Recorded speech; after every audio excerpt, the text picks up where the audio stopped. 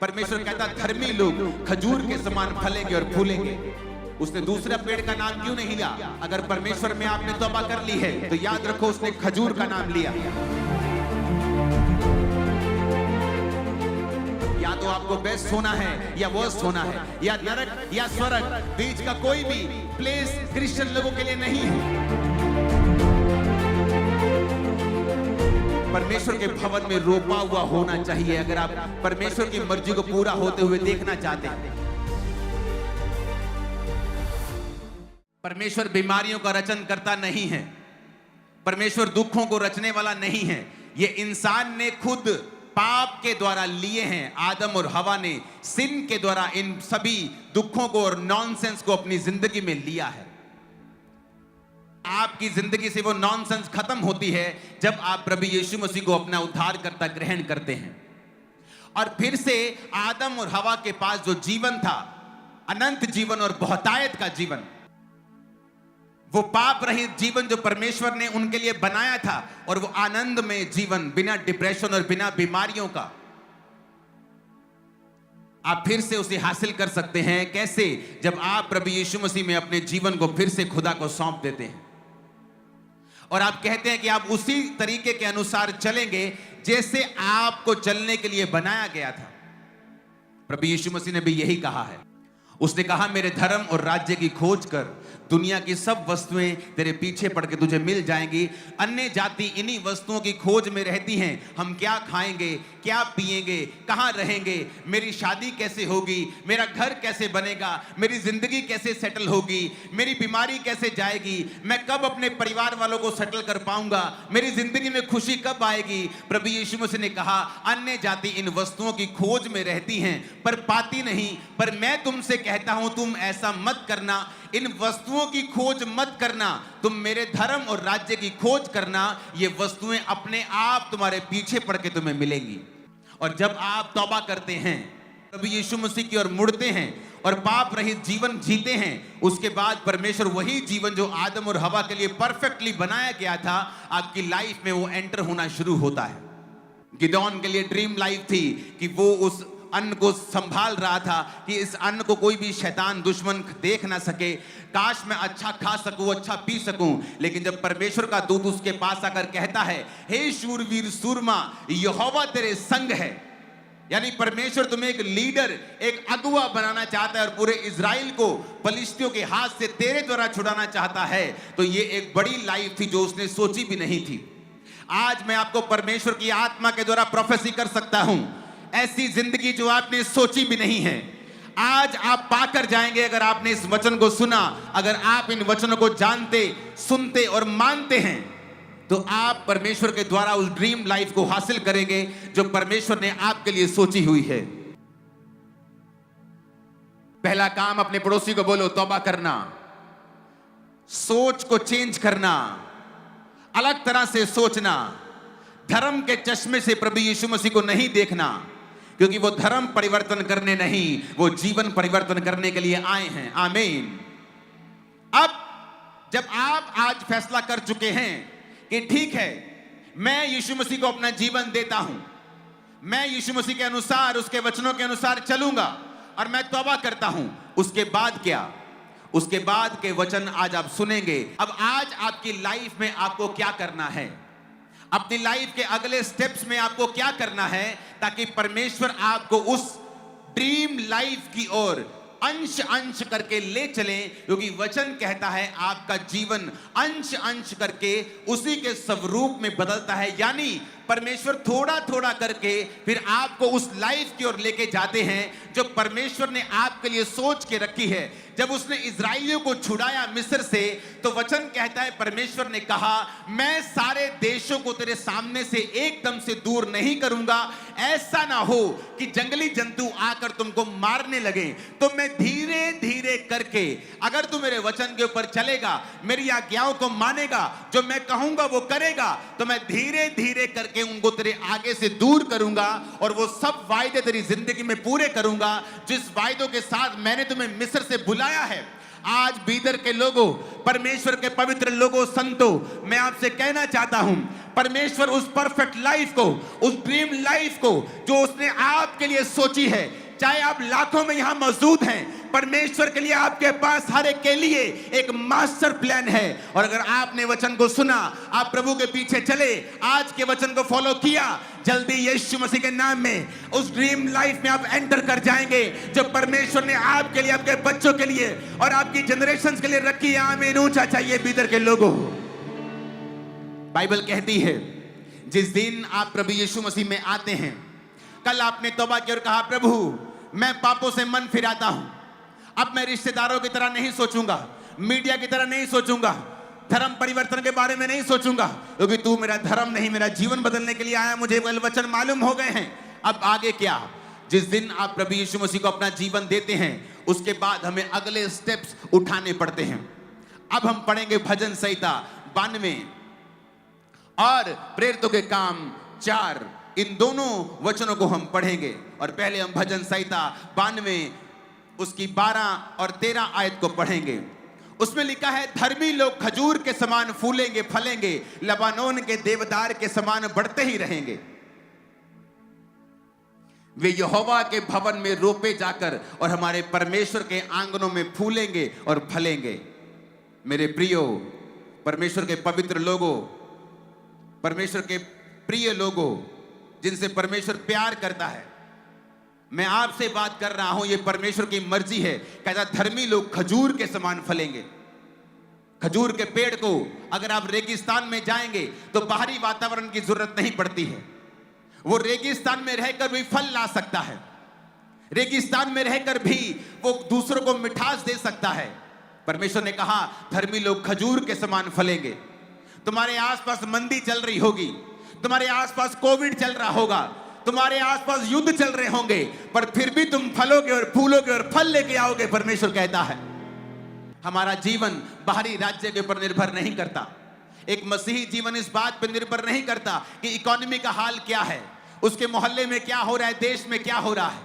परमेश्वर उसे उस खजूर के समान, जो उस रेगिस्तान में भी फल लाता है, रेगिस्तान में भी हरा रहता है, सूखता नहीं है, परमेश्वर कहता धर्मी लोग खजूर के समान फलेंगे और फूलेंगे। उसने दूसरा पेड़ का नाम क्यों नहीं लिया, खजूर का नाम क्यों लिया? अगर आप रेगिस्तान में जाएंगे, मैं दुबई में जब जाता हूं, मिडिल ईस्ट कंट्रीज में जाता हूं, वहां धूप होती है, हर चीज सड़ जाती है, रेत ही रेत होती है, पर आप देखो रेत के बीच में कहीं खजूर का पेड़ लगा है, वो फल भी दे रहा है, उसके पत्ते भी हरे हैं। इसलिए परमेश्वर ने खजूर के पेड़ का नाम आप लोगों के लिए लिया। ये कोई मायने नहीं करता तुम्हारे आसपास क्या हो रहा है, तुम्हारे फाइनेंस, तुम्हारी लाइफ में, हमारे देश में, इकोनॉमी में, दुनिया में युद्ध चल रहे हैं, कोई मतलब नहीं। परमेश्वर कहता मुझे, अगर मैं तेरे साथ हूं और तू मेरी निगाह में धर्मी है, तो तू खजूर के समान फलेगा और फूलेगा और देवदार के समान बढ़ता जाएगा। यह परमेश्वर की मर्जी है आप लोगों के लिए। आप जानते हैं परमेश्वर जब नाम लेता है पेड़ों के, तो उसके पीछे एक बड़ी स्टोरी होती है। वचन कहता है, यीशु मसीह ने कहा तुम लोग अंगूरों की, मैं बेल हूं, तुम लोग मेरी डालियां हो, मेरा पिता किसान है। उसने क्यों कहा वो अंगूरों की बेल है? उसने क्यों नहीं कहा वो सेब का पेड़ है? क्या सेब का पेड़ अच्छा नहीं है? क्यों नहीं कहा उसने कि वो आम का पेड़ है? कितने अच्छे अच्छे आम आ रहे हैं आपके, मैं खा रहा हूं यहाँ पे, बड़े टेस्टी हैं। लेकिन उसने कहा तुम सेब का पेड़ नहीं हो, तुम आम का पेड़ नहीं हो, तुम तो अंगूरों की बेल हो। क्योंकि आप देखते हैं अंगूरों के रस लाखों रुपए में बिक जाते हैं, हाँ, लेकिन आप अंगूरों की बेल की एक और बात देखते हो, जब वो सूख जाती है उससे कोई फर्नीचर नहीं बनता है, कोई बेड नहीं बनता, कोई सोफा नहीं बनता, कोई छड़ियां नहीं बनती। वचन कहता है जब अंगूरों की बेल सूख जाती है तो लोग उसे बटोर कर आग में जला देते हैं। तो परमेश्वर कहता है तुम अंगूरों की बेल हो, अगर तो तुम मेरे साथ जुड़े रहोगे तो बहुत फल लाओगे और दूसरों से अधिक कीमती होगे, दूसरों से अधिक तुम शोभायमान होंगे। लेकिन अगर तुम मुझ में रहे और तुमने फल नहीं लाया, तो सेब का पेड़ जब सूख जाता है तो उसका फर्नीचर बन जाता है। लेकिन अगर मसीही व्यक्ति बिगड़ेगा तो उसकी हालत दूसरे लोगों से, दूसरे पापियों से भी कहीं अधिक बदतर होगी। इसीलिए परमेश्वर ने आपके लिए अंगूरों की बेल का और अंगूरों की टहनियों का, उस बेल की टहनियों का एग्जाम्पल लिया। इसलिए परमेश्वर की हर एक बात में दम है। उसने क्यों कहा? क्योंकि अगर अंगूरों की बेल सूख जाए तो वो फर्नीचर बनाने के काम नहीं आती है, वो सिर्फ जलाने के काम आती है। परमेश्वर ने आपको नमक क्यों कहा? तुम पृथ्वी का नमक हो। या तो कहते तुम सब चीजों को टेस्टी कर दोगे। आप महंगे से महंगा सब्जी लाओ, हाँ महंगे से महंगा मीट लाते हैं, अगर उसमें नमक नहीं डालते तो कोई काम का नहीं। वो हजारों रुपए का मसाला किसी काम का नहीं आता, टेस्ट ही नहीं आता।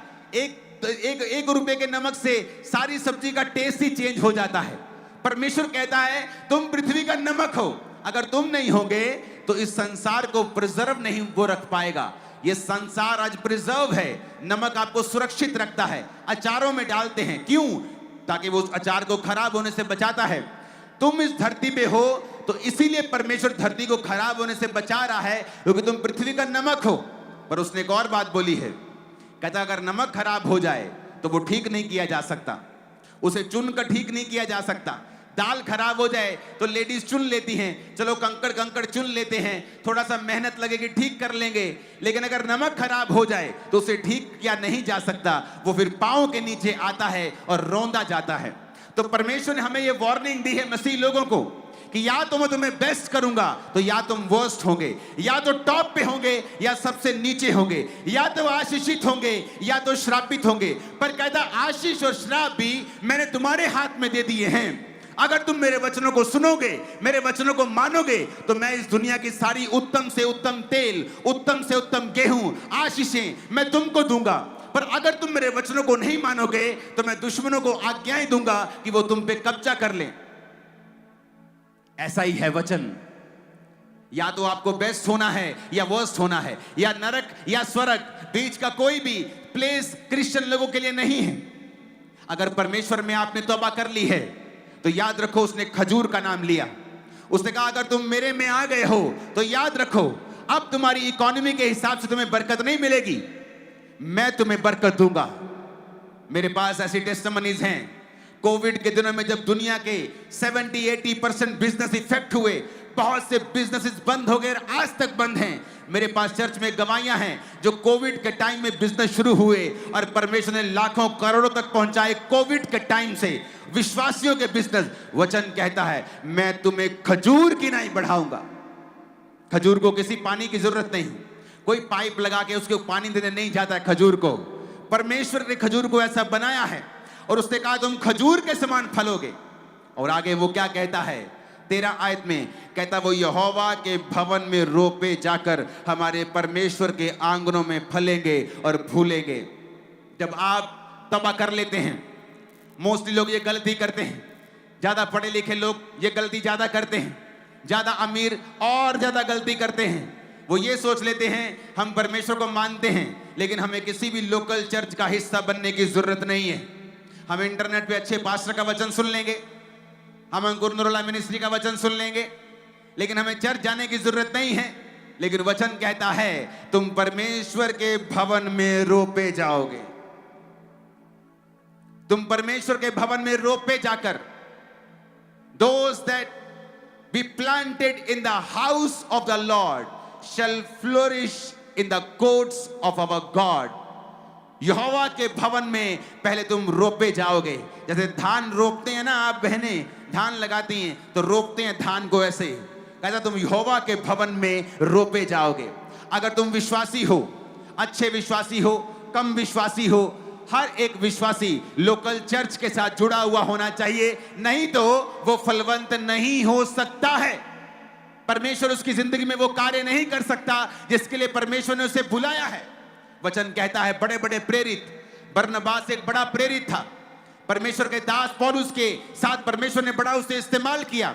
लेकिन अगर आप उसकी स्टोरी पढ़ें तो वो एक बोने वाला विश्वासी था जो आरंभिक कलीसिया में था और उसने अपनी सारी प्रॉपर्टी को परमेश्वर के प्रेरितों के पांव में रख दिया था। यानी वो बोने वाला व्यक्ति था।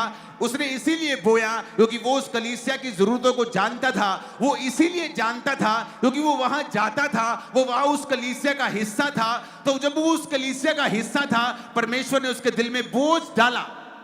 आप सब बोने वाले उस दौर में नहीं जा सकते हैं कि परमेश्वर आप सबको कह रहा अपने घरों को बेच दो। अलग अलग बुलाहट है, कोई गरीब है वो इतना नहीं बो सकता है, लेकिन हर एक व्यक्ति परमेश्वर के भवन में रोपा हुआ होना चाहिए। अगर आप परमेश्वर की मर्जी को पूरा होते हुए देखना चाहते हैं। वहां और भी लोग थे चर्च में, कहते चर्च में जी हमारे विधवाओं को कोई ध्यान नहीं रखा जाता। प्रेरित कहते हमसे तो नहीं होगा कि हम खाना बनाने में लग जाएं, हम तो वचन और प्रार्थना की सेवकाई में लगे रहेंगे। ये 7 लोग चुन लो। कहां से चुने गए? उसी कलीसिया से 7 लोग चुने गए, बाहर से थोड़ी चुने गए, कलीसिया के बाहर से थोड़ी चुने गए। उन्हीं 7 लोगों में फिलिप्पुस था, स्तिफनुस था, वो स्टीफन जिसने परमेश्वर को शरेआम देखा, स्वर्ग को खुलता हुआ देखा, वो उन्हीं 7 में से था। आप कलीसिया में नहीं हैं क्योंकि कोई बात हो गई। आपके परिवार में लाखों बातें होती हैं रोज। आपका हस्बैंड आपको गाली निकालता है कई बार, आपका बच्चा आपसे मिसबिहेव करता है, आप घर तो नहीं छोड़ती हैं। फिर चर्च कैसे छूट जाता है?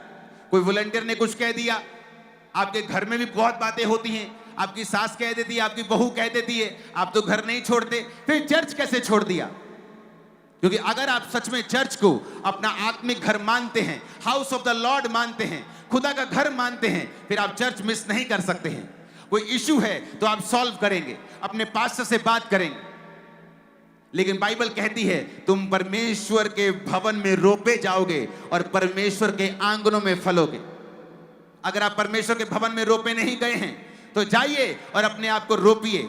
वचन कहता है आरंभिक कलीसिया रोज प्रेरितों के संग रोटी तोड़ने यानी संगति करने में, रोटी तोड़ने में लोलीन रही और परमेश्वर बहुत से विश्वासियों को उनके संग मिला देता था। कोई भी अपनी संपत्ति अपनी नहीं कहता था, बल्कि सब लोग अपनी अपनी प्रॉपर्टी बेचकर एक दूसरे लोगों का इंतजाम करते थे। किसी का कर्जा उतरता था, किसी के घर की शादी होती थी तो कलीसिया के पैसों से सारे काम सुसमाचार के होते थे। इसीलिए वो कलीसिया आशीषित थी। उन कलीसियाओं से प्रेरित निकलते थे, उन कलीसियाओं में चंगाई करना आसान था, उस कलीसिया में शैतान का प्रभाव नहीं था, क्योंकि वो कलीसिया परमेश्वर के भवन में रोपी गई थी। अगर आपने तौबा कर ली है, आप चाहते हैं नॉनसेंस दूर हो जाए, आपने परमेश्वर को अपना जीवन दे दिया है, तो अब आपको चर्च ढूंढनी है। वो चर्च जहां पर बाइबल बेस्ड आपको शिक्षाएं दी जाएं, जहां पे चंगाई का विरोध ना किया जाए, चाहे वो चर्च चंगाई करे चाहे ना करे, जहां पे दूसरे पास्टर्स का, दूसरी डिनोमिनेशन का, कैथोलिक्स का, सीएनआई का, पेंटिकोस्टल्स का विरोध ना हो। कोई भी विरोध जहां पे ना हो, जहां प्रेम की बात हो, फिर आपको वो चर्च को ज्वाइन करना है और उसके बाद सेवा करनी है। छोटी से छोटी सेवा, बड़ी से बड़ी सेवा, और आपको परमेश्वर के भवन में लगाए जाकर, रोपे जाकर वहां काम करना है, क्योंकि परमेश्वर उसी के जरिए आपको आशीषित करेगा। पौलुस कहता अब मेरा परमेश्वर तुम्हारी हर घटी को महिमा सहित मसीह यीशु में पूरा करेगा। किस कलीसिया को बोला? सारे क्रिश्चियंस को बोला? नहीं। अगर आप बाइबल को डीपली स्टडी करेंगे तो यह वचन सारे क्रिश्चियन लोगों के लिए नहीं बोला गया। यह वचन उस कलीसिया के लिए बोला गया था जो कलीसिया पौलुस की आर्थिक सहायता कर रही थी। पौलुस कहता मुझे पैसा नहीं चाहिए, आपका पैसा मुझे नहीं चाहिए, आपका पैसा यही खर्च हो जाएगा आज के क्रूसेड पे ही। पौलुस कहता मुझे तुम्हारा पैसा नहीं चाहिए, तुम जो पैसा दे रहे हो उससे सुसमाचार के काम हो रहे हैं। अब कहता है तुमने जो सुसमाचार के कामों में मेरी सहायता की है, अब मेरा परमेश्वर तुम्हारी हर घटी को इज्जत के साथ पूरा करेगा। सबके लिए नहीं था, उस खास kind of people, some group, खास ग्रुप के लिए था जो परमेश्वर के काम के लिए आगे आए थे। उनके लिए वो आशीष पौलुस के मुंह से रिलीज हुई थी, सबके लिए नहीं थी। वो लोग जो कभी टाइट नहीं देते, खुदा के भवन में नहीं जाते, प्रार्थना में नहीं है, पवित्रताई में नहीं है, वो बोलते परमेश्वर तूने कहा है तू हर घटी को पूरा करेगा। अरे तुझे थोड़ी कहा है, तुझे थोड़ी कहा है, वो तुझे नहीं कहा परमेश्वर ने। बाइबल पढ़, किसको कहा है, किस कलीसिया को कहा है, क्यों कहा है, कब कहा है, कैसे कहा है, ये भी पढ़ साथ में। अगर तू उसको लेना चाहता है तो वैसा ही बन जा। मेरे पास सब लोग बोने वाले नहीं हैं, लेकिन कुछ प्रार्थना करने वाले लोग हैं, पवित्रताई में रहकर प्रार्थना करने वाले लोग हैं, चर्च में सेवा करने वाले लोग हैं। इसलिए बाइबल कहती है जब परमेश्वर के भवन में रोपे जाओगे, फिर उसके आंगनों में फलोगे और फूलोगे। अपने पड़ोसी को ऊंची आवाज में बोलो ताकि तुम्हारा पड़ोसी मिस ना कर जाए। बोलो चर्च जाना है। नहीं, आवाज नहीं आई मेरे को, आई नहीं, अभी नहीं आई मेरे को आवाज। हिलाओ पड़ोसी को, बोलो चर्च जाना है। मिस नहीं करना है। आमीन, आमीन।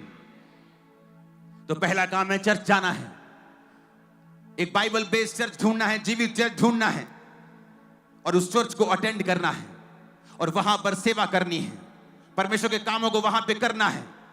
अपने पास्टर के लिए सिरदर्दी नहीं बनना, नहीं तो खुदा से भी तुम सिरदर्दी हासिल करोगे। अपने पास्टर के लिए सिरदर्द की गोली बनना है। आमीन। बोझ को उठाना है ताकि परमेश्वर तुम्हारे बोझ को उठाए। लोगों को यह सीक्रेट मालूम नहीं है, वो अपनी चर्च के लिए उन्नति का कारण नहीं है, वो अपनी चर्च के लिए लड़ाई झगड़े का कारण है, अपने पास्टर के लिए सिरदर्द का कारण है। वो भूल जाते हैं आपके पास्टर को, आपको परमेश्वर ने एक मकसद के लिए इकट्ठा किया है। वो मकसद है खुदाबंद के नाम की महिमा करना, इकट्ठे होकर परमेश्वर के नाम की स्तुति करना और मैसेज को दूसरे लोगों तक लेके जाना। जब मेरी कलीसिया बड़ी हो रही थी, मैं 500 से 10,000, 20,000, 25,000 जा रहा था, तो मेरी कलीसिया ने मेरा बहुत साथ दिया। मैं बोलता हूँ मेरी कलीसिया दुनिया की सबसे बेस्ट कलीसिया है।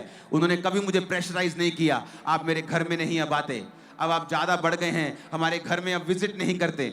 उनको मालूम था हमारा पास्टर एक बड़ा काम कर रहा है, वो सुसमाचार लेके जा रहा है, स्टेट्स में, देशों में, अलग अलग जगहों के ऊपर वो जा रहा है। हमें उसका साथ देना है, हमें उसे प्रेशराइज नहीं करना है, हमें उसे ताने नहीं देने हैं, हमें उसका साथ देना है, क्योंकि हमारा दर्शन बड़ा है। तो क्या हुआ, मेरी कलीसिया आशीषित होने लगी, परमेश्वर उसको जल्दी चंगा करने लगे, उसको छुड़ाने लगे, फाइनेंशियली ब्लेस करने लगे और जल्दी जल्दी जल्दी हम बड़े होने लगे। आज हम भारत की सबसे बड़ी कलीसिया बन गए। इसी रीति के साथ उन्होंने उस दर्शन को सपोर्ट किया, विरोध नहीं किया,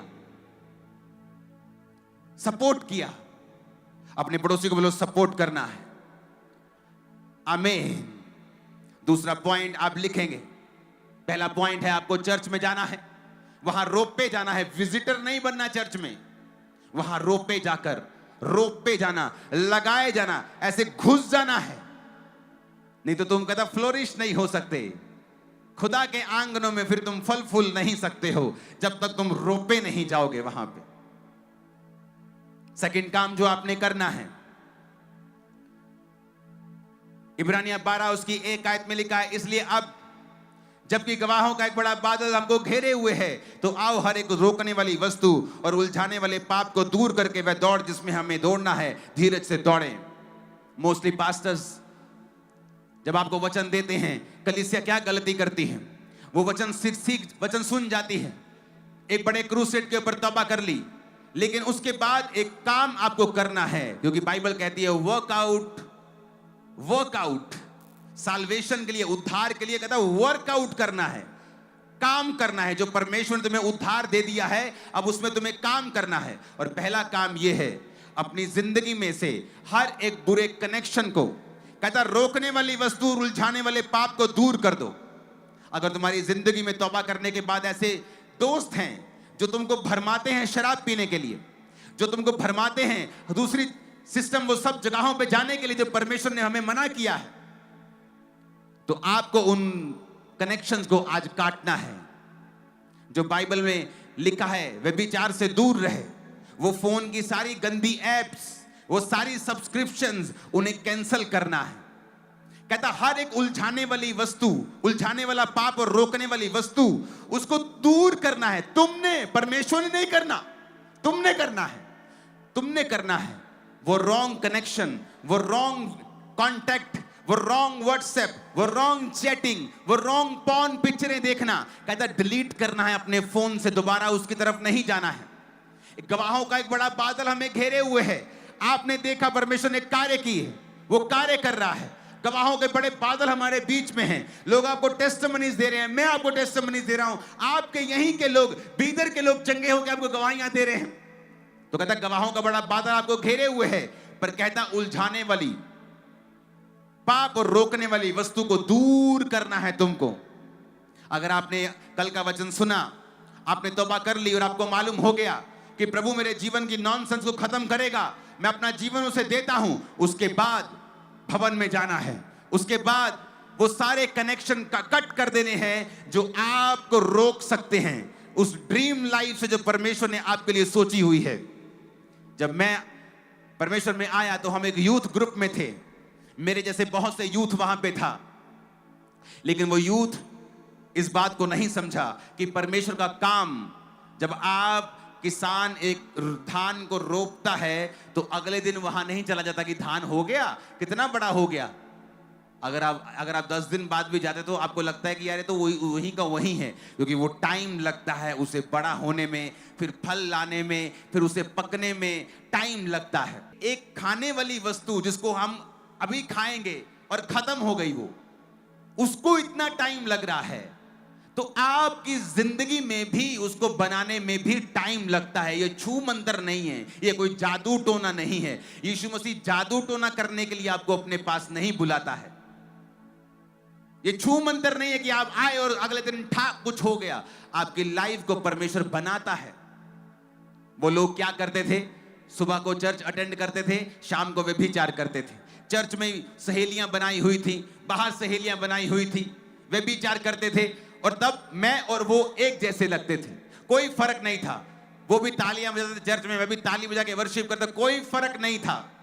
आशीष में भी कोई फर्क नहीं था, उसके पास भी बाइक था, मेरे पास भी बाइक था। 3-4 साल ऐसे चलते रहे। लेकिन वचन कहता है जिस व्यक्ति ने चट्टान के ऊपर घर बनाया है, वो व्यक्ति, टाइम लग सकता है लेकिन जब आंधी और तूफान आएगा उस चट्टान पे बना हुआ घर कभी ढहेगा नहीं, कभी गिरेगा नहीं। लेकिन जिसने रेत पर घर बनाया है, जब आंधी तूफान आएगा वो घर ढह जाएगा।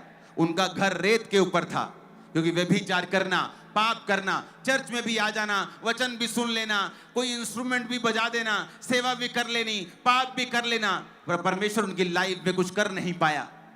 जब जिंदगी ने हिट किया, जब जिंदगी की रियलिटी ने हिट किया, तो मैं उनसे कहीं दूर, कहीं ऊपर और कहीं आशीषित हो चुका था। आज वो एक नॉर्मल जीवन जी रहे हैं, क्रिश्चियन हैं, आज भी तौबा कर चुके हैं, अब वचन को समझ चुके हैं, लेकिन उनकी जिंदगियां उस लेवल पे नहीं आई, अभी बाद में चली जाएंगी, ये बात अलग है। क्योंकि अब वो वचन को समझ गए कि हमने समय को वेस्ट कर दिया, हम अपनी आंखों के अनुसार चलते रहे, हम समझे ही नहीं कि हमें उलझाने वाले पाप को, जो शैतान ने उलझाने के लिए भेजा है कि ये आदमी परमेश्वर की ड्रीम लाइफ को हासिल ना करने पाए, हम समझ नहीं पाए। लेकिन मैं समझ पाया, इसलिए मैं उनसे अलग हुआ। धीरे धीरे परमेश्वर ने बढ़ाया और फिर इतना ऊंचा किया कि उनमें और मुझ में आज कंपैरिजन नहीं कर सकते हम। अपने पड़ोसी को बोलो, रोकने वाली वस्तु, उलझाने वाला पाप तुम्हें खुद दूर करना है। आमीन। ऊंचा बोलो, पूरा बीदर सुने। तो दूसरा पॉइंट आपने सुना कि अपनी जिंदगी से हर एक रॉन्ग कनेक्शन, वो सारे कनेक्शन, जीसस ने क्या कहा बाइबल में? उसने कहा अगर तेरी आंख तुझे ठोकर दे, आंख कहता अगर एक आंख तुझे ठोकर दे, कहता निकाल कर फेंक दे और काना होके मेरे राज में प्रवेश कर जा। कहता अगर एक टांग तुम्हें ठोकर दे, कहता काट के फेंक दे और लंगड़ा होके मेरे राज में प्रवेश कर जा। क्या वो कान, क्या है वो टांग? तुम्हारा भाई हो सकता है, तुम्हारा बेस्ट फ्रेंड हो सकता है, something very close to your heart हो सकता है। जो तुम्हारी आंख है, तुम्हारा टांग है, जिसके बिना तुम जी नहीं सकते। कहता अगर तुम्हें वो ठोकर देता है, वचन से दूर करता है, यीशु ने कहा उसे काट दे, लंगड़ा हो जा, कोई बात नहीं, प्रवेश कर जा मेरे राज्य में। इससे अच्छा कि 2 आंख और 2 टांग रहते हुए तू नरक की आग में डाल दिया जाए। जीसस का वचन बड़ा सिंपल है लेकिन पावरफुल है। अपने पड़ोसी को बोलो, कनेक्शन सारे गलत आज से खत्म कर देने हैं। आमीन।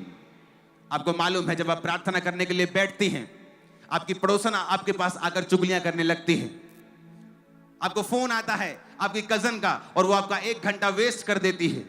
क्या आपको नहीं मालूम उसी आंख की परमेश्वर बात कर रहा है? क्योंकि शैतान चाहता है कि तुम प्रार्थना से दूर रहो, तुम ऐसे कनेक्शंस में फंसे रहो जहां वो तुम्हें रोके रहे और उस लाइफ तक कभी ना पहुंचने दे।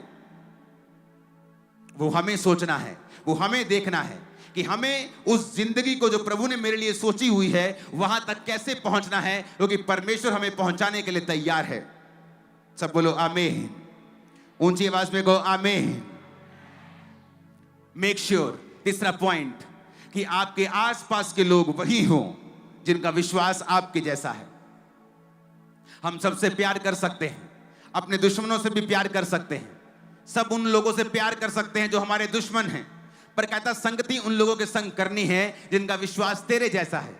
अगर आपको लगता है आपकी सहेली का विश्वास आपके जैसा नहीं है और वो आपको भरमाती है या आपको गलत रास्तों पे लेके जाती है, आपको डिस्कनेक्ट होना है उससे। वचन कहता है जैसी तेरी संगति होगी वैसा ही तेरा चरित्र बन जाएगा। आप इतने मजबूत मत बने कि शैतान के सामने जाएं और कहें कोई बात नहीं, मैं बड़ा स्ट्रांग हूं। आप रोज शराबियों के बीच में बैठें और कहें नहीं नहीं मैं बड़ा स्ट्रांग हूं जी, मैं नहीं पीता। 6 महीने में आप पीने लगेंगे। यीशु ने कभी नहीं कहा, उसने कहा शैतान तेरे पास आएगा तो मैं तुझे बचाऊंगा। यूसुफ जब उसकी बॉस की बीवी ने उसके साथ उसे गलत काम करने के लिए कहा, यूसुफ ने बैठकर समझाया नहीं उसको। लिखा वो भागा, उधर से भागा। कहता व्यभिचार से भागो। काउंसलिंग करने की जरूरत नहीं है उसको, जो तो तुम्हारे पर बुरी आंख रख रहा है कि मैं चर्च में अपनी सहेली को लेके आया हूं जी, इसको परमेश्वर छू ले। अरे तो दूसरों को बचा, छू लेगा खुदा, इसको नहीं भी छुएगा कोई बात नहीं। हजारों बाहर मरे हुए लोग बैठे हैं, छुएगा उसको, लेके आ उनको लेके आ बाहर। ये क्या कर रहा था चर्च के बाद? मैं उसको छोड़ने के लिए जा रहा था उसके घर। किसको? ये जवान सिस्टर को। तेरे को बूढ़ी नजर नहीं आई चर्च में कोई बहन? इसको तू छोड़ने के लिए जा रहा था घर में? तेरे को ये जवान नजर आई छोड़ने के लिए घर में? तेरे को हजारों लोग नजर नहीं आए तेरी उम्र से दुगने बड़े? क्योंकि हम खुद चाहते हैं कि शैतान हमारी जिंदगी में काम करे, फिर हम रोएं और प्रभु को कहें तूने ऐसा क्यों होने दिया।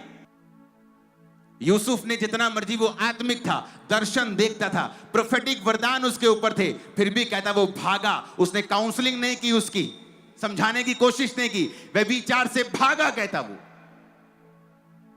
आप शराबियों के बीच में नहीं बैठ सकते। आप दो उनको वचन। मैं उनको वचन देता हूं, मैं उनसे नफरत नहीं करता हूं। चर्च में शराब पी के लोग आ जाते हैं, मैं नफरत नहीं करता हूं। वचन दो, परमेश्वर के बारे में बताओ, उन पे प्रार्थना करो, उन्हें प्यार करो, उन्हें हक करो। संगति करने के लिए परमेश्वर ने नहीं कहा है, क्योंकि जैसी तुम्हारी संगति होगी वैसे तुम्हारा जिंदगी हो जाएगा। परमेश्वर ने कहा तुम रेत के समान हो। औरतें रेत को लेती है और बर्तन को साफ करती हैं। रेत बर्तन साफ करती है, खुद गंदी नहीं होती। तुमको साफ करना है दूसरों को, लेकिन यह भी ध्यान रखना कि तुम खुद गंदे ना हो जाओ। Hallelujah, hallelujah. क्योंकि ये वही रोकने वाली वस्तुएं हैं, उलझाने वाले पाप हैं, जो एक विश्वासी को उस ड्रीम लाइफ से दूर रखते हैं जो खुदा ने उनके लिए सोची होती है। और फिर वो बोलते हैं हमारी लाइफ में परमेश्वर की मकसद पूरा क्यों नहीं हुआ, हमारी जिंदगियां आम विश्वासियों की जैसी क्यों हैं, हमारी जिंदगियां दूसरे अन्य जाति लोगों की तरह क्यों हैं, उनमें और हम में कोई फर्क नजर क्यों नहीं आता? क्योंकि उनमें और तुम्हारे चरित्र में भी कोई फर्क नजर नहीं आता परमेश्वर को। इसीलिए तीसरा पॉइंट, अपने पड़ोसी को जोर से बोलो गवाही देनी है। नहीं आवाज नहीं आई मेरे को। प्रकाशित वाक्य 12 उसकी 11 में लिखा है, वो मेमने के लहू के कारण और अपनी गवाही के वचन के कारण उस पर जयवंत हुए। उन्होंने अपने प्राणों को प्रिय ना जाना, यहां तक कि मृत्यु भी सह ली।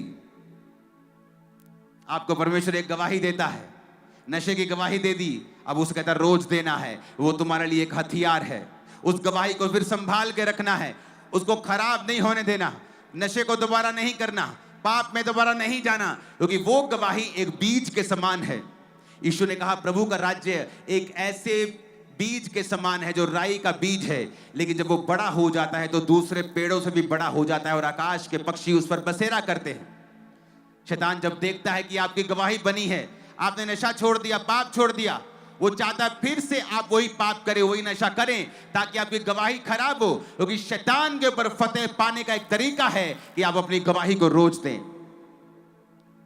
परमेश्वर के भवन के साथ जुड़ जाएं, हर गलत काम को डिस्कनेक्ट कर दें, अपनी गवाही को रोज दें।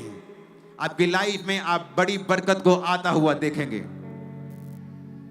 अगर आप रोज अपनी गवाही को देंगे तो याद रखो प्रभु का आत्मा आपकी जिंदगी में बड़े कार्यों को करेगा। जब आप गवाही देते हैं तो क्या होता है? आप इनडायरेक्टली ये बोल रहे हैं कि मेरी जिंदगी का मालिक प्रभु यीशु मसीह है। मेरा ध्यान रखने वाला प्रभु यीशु मसीह है, मेरी जिंदगी के लिए रिस्पॉन्सिबल प्रभु यीशु मसीह है। जब आप गवाही देते हैं, आप इनडायरेक्टली अपनी लाइफ को परमेश्वर के हाथों में सौंपते हैं और आपकी जिंदगी फिर सेम नहीं रहती है। अपने पड़ोसी को बोलो, गवाही देना है रोज। संगति ढूंढनी है जिनका विश्वास तेरे जैसा हो, बल्कि और अच्छा हो। हर एक कनेक्शन को जो शैतानी है उसे खत्म कर देना है। परमेश्वर के भवन में जाना है, गवाही को देना है। ऊंची आवाज में कहो आमीन। एक विश्वासी जब परमेश्वर के वचनों को सुनता है और उसे सारे पॉजिटिव नजर आने लगते हैं, उसे नजर आने लगता है उसकी गवाही, उसकी हीलिंग, उसकी डिलीवरेंस, सब बरकतें, अनंत जीवन, सब कुछ उसे पॉजिटिव नजर आने लगता है। लेकिन जब जिंदगी में उसकी परीक्षाएं आती हैं तो वो सारा कुछ फेड होने लगता है और उसे सब कुछ झूठा लगने लगता है, क्योंकि वो वचन को नहीं जानता है। आज मैं आपको बताऊंगा वचन में क्या लिखा है। इफिसियों 6 उसकी 11 आयत में लिखा है, परमेश्वर के सारे हथियार बांध लो कि तुम शैतान की युक्तियों के सामने खड़े रह सको, क्योंकि हमारा यह मल्ल युद्ध मांस और लहू से नहीं, परंतु प्रधानों, अधिकारियों और इस संसार के अंधकार के हाकिमों से और उस दुष्टता की आत्मिक सेनाओं से हैं जो आकाश में हैं। इसलिए परमेश्वर के सारे हथियार बांध लो ताकि तुम बुरे दिनों में सामना कर सको और सब कुछ पूरा करके स्थिर रह सको। इसका मतलब परमेश्वर ने हमें अलर्ट किया है। उसने नहीं कहा कि तुम्हारी जिंदगी में परीक्षा नहीं आएंगी या बुरे दिन नहीं आएंगे। उसने कहा कि तुम्हारी जिंदगी में तुम्हें हथियार बांधने हैं, क्योंकि तुम अकेले नहीं हो। तुम्हारा एनिमी, तुम्हारा दुश्मन शैतान है। उसने तुम्हारे विश्वास को देख लिया है, तुम्हारी तौबा को देख लिया है। अगर तुम हथियारों को बांधोगे नहीं तो तुम उसका सामना नहीं कर पाओगे। तुम्हें हथियारों को बांधना है उसका सामना करने के लिए, क्योंकि जब ट्रायल्स आते हैं, जब परीक्षाएं आती हैं। जब मैं मसीह में सेवकाई में आया तो मैं एक अपना चलाया लाखों रुपए डेली की इनकम वाला बिजनेस छोड़ के आया था। मैं फेल हो गए, परमेश्वर में नहीं आया, बिजनेस में फेल हो गए, चलो पास्टर बन जाओ। मैं चलाया बिजनेस। लोग अमेरिका में नहीं कमाते जितना मैं इतना पंजाब में कमाता था। और मैं अपनी टेस्टिमनी देता था रोज, परमेश्वर ने मुझे ब्लेस किया है, परमेश्वर ने मुझे फलवंत किया है। और एक दिन पंजाब में एक धार्मिक व्यक्ति की हत्या हो गई, फौरन में उसकी हत्या कर दी गई। और पंजाब में जलंधर में उन लोगों को, उस संत को मानने वाले बहुत अन्य जाति लोग थे और वो बिगड़ गए और उन्होंने पूरे जलंधर को जला दिया। और मेरा लाखों करोड़ों का गोडाउन और दुकान भी उसी जगह पे थी और वो भी जल गया था। जब वो जल गया तो शैतान ने कहा, अब दे गवाही, अब हम देखते हैं तू क्या बोलता है, तू बड़ी टेस्टिमनी देता रहता है ना, अब देखते हैं तू क्या करता है। मुझे मालूम था जब दाऊद ने नाले में से 5 पत्थर छांटे थे गोलियत को मारने के लिए, तो वचन कहता है वो 5 पत्थर चिकने थे, वो खरवे नहीं थे, ऊबड़ खाबड़ पत्थर नहीं थे। क्योंकि अगर वो ऊबड़ खाबड़ पत्थर गोफन से मारता तो जब ऊबड़ खाबड़ पत्थर से हवा टकराती, उसकी दिशा बदल जाती, वो कभी भी गोलियत के माथे पे नहीं लगता। तो दाऊद ने जिन पत्थरों को चुना वो प्रोफेटिक था, वो चिकने पत्थर थे नाले के। जब आप नाले में पत्थरों को देखते हैं तो ओवर द टाइम 100, 200, 400, 500, 1000 साल में जब पानी पत्थरों के ऊपर बहता रहता है तो वो उनके ऊबड़ खाबड़पन को खत्म कर देता है और वो चिकने हो जाते हैं। और लगातार पानी बहने के कारण वो पत्थर चिकने हो जाते हैं। और दाऊद ने उन पत्थरों को चुना, इसलिए चुना कि जब वो पत्थर को चलाए तो वो अपनी दिशा ना बदले बल्कि सीधा उसके माथे में घुस जाए। जब परमेश्वर आपको इस्तेमाल करना चाहता है और ऐसा इस्तेमाल कि उसके बाद आपकी लाइफ सेम नहीं रहती, तो वो आपको उन ट्रायल से, उन परीक्षाओं के पानी से आपको गुजरने देता है। आपको मारने के लिए नहीं, आपको दुखी करने के लिए नहीं, बल्कि आपको शेप में लाने के लिए कि वो आपको इस्तेमाल कर सके। मैं नहीं जानता था कि ये परीक्षा है, लेकिन मैं बहुत दुखी था। 50 लोग मेरी चर्च में आते थे। जब उनको ये घटना हुई, जब उनको ये खबर मिली कि हमारी चर्च का सारा नुकसान हो गया, कि चर्च के जो पास्टर हैं उनका सारा बिजनेस जल गया, 90% स्टॉक जल गया, सब कुछ जल गया, वो आए और सुबह बोलने लगे आकर, पास्टर जी अब हम बहुत दुखी हैं, हम अफसोस करने के लिए आए हैं, बहुत बुरा हुआ, हम प्रार्थना करेंगे। मैंने कहा वचन में क्या लिखा है? हमारे साथ क्या कुछ बुरा हो सकता है? क्या वचन में नहीं लिखा कि सब बातें मिलकर भलाई को पैदा करती हैं जो मसीह यीशु से प्रेम करते हैं, अर्थात जो उसकी इच्छा के अनुसार बुलाए गए हैं? क्या मैं वचन पे यकीन करूं या तुम्हारी सिंपैथी लूं? वचन कहता है कि सब बातें मिलकर भलाई को पैदा करती हैं। मैंने ठान लिया, मैं रोऊंगा नहीं, मैं दुखी नहीं होऊंगा। हाँ, थोड़ा दुख हुआ, एक दिन दुखी रहा, लेकिन वचन ने मुझे संभाला, क्योंकि वचन पढ़ने वाला मैं आदमी था। इसलिए नहीं कि मैं वचन से प्यार करता था, इसलिए कि 2004 में 5 में मुझे जब मेंटल अपसेट के दौरे पड़ते थे तो सिर्फ वचन पढ़ने से ही मैं चंगाई हासिल कर पाता था। तो उसके कारण मैंने वचन को पढ़ना शुरू किया। मेरे को आदत पड़ गई वचन पढ़ने की। जब आदत पड़ गई तो ठीक होने के बाद भी वो आदत बरकरार रही, तो वचन मेरे दिल में आ गया। देखो परमेश्वर ने कैसे कार्य किया। जब मेरे पे परीक्षा आई, जब मेरा दुकान जल गया, गोडाउन जल गया, काम जल गया, सब कुछ खत्म हो गया, मंत्रियों को फोन किए, फायर ब्रिगेड को फोन किए, कोई आने के लिए तैयार नहीं था, गाड़ियां जल गई। आज भी इंटरनेट पे डाल के देखो, सारी उस एरिया की गाड़ियां से घरों के बाहर जला के चले गए वो लोग। तो परमेश्वर ने कहा, क्या तू विश्वास करता है जो वचन में लिखा है कि सब बातें मिलकर भलाई को पैदा करती हैं? क्योंकि बहुत से लोग ठोकर खाते हैं। जब मसीह में आते हैं और प्रभु देखता है कि मैं जो इतना बड़ा जीवन इसे देने वाला हूं, क्या ये काबिल भी है उस जीवन के? क्या ये परीक्षा में स्थिर रहेगा? क्या ये मुड़ेगा तो नहीं? क्या प्रार्थना कम तो नहीं कर देगा? चर्च जाना बंद तो नहीं कर देगा? रोजे रखना बंद तो नहीं कर देगा? क्या ये सचमुच मुझी को मानेगा कि नहीं मानेगा? परमेश्वर ने मुझे चेक किया। मैंने लोगों को बोला, अब मैं खुदा पे विश्वास करता हूं कि हम और बढ़ेंगे। 2008 में जो चर्च 50 लोगों की थी, 2011 और 12 में वो चर्च पंजाब की सबसे बड़ी चर्च बन चुकी थी अगले 4 सालों के अंदर अंदर। परमेश्वर ने कार्य किया। वो विश्वास के साथ कार्य करता है, विश्वासियों के संग कार्य करता है, वो पक्षपात नहीं करता। जब उसने मेरी जिंदगी में विश्वास को देखा कि ये आदमी वचन पे चल रहा है और वचन को मान रहा है, इतने नुकसान होने के बावजूद भी परमेश्वर ने कार्य किया, ऐसा कार्य किया, ऐसा कार्य किया। आप सब लोग, पूरा भारत उस कार्य को जानता है जो परमेश्वर ने उस कलीसिया में किया, और वही कार्य वो आपकी लाइफ में करना चाहता है। जब परीक्षाएं आती हैं, वो आपको मारने के लिए नहीं होती, बल्कि आपको शेप मिलाने के लिए होती है। आप, ताकि जब परमेश्वर आपको लॉन्च करे, आप इधर उधर ना हो जाओ, आप हवा से बहक ना जाओ, आप निशाने से चूक ना जाओ।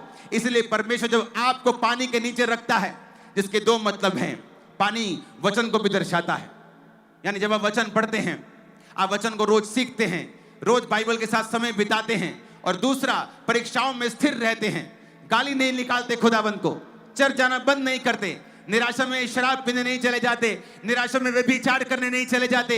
आप खुदा से प्यार करते हैं और प्यार करते हैं और रोजे रखते हैं, वचन में और घुसते हैं।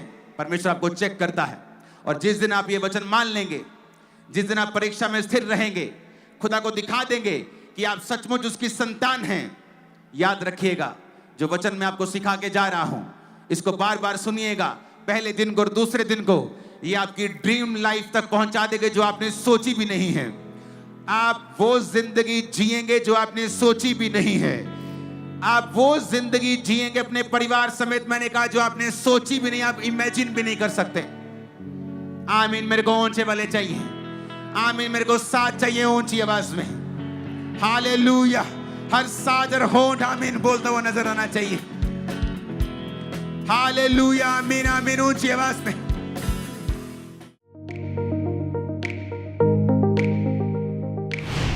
परमेश्वर के दास के द्वारा दिए गए जीवित वचनों और गहरे आत्मिक भेदों को जानने के लिए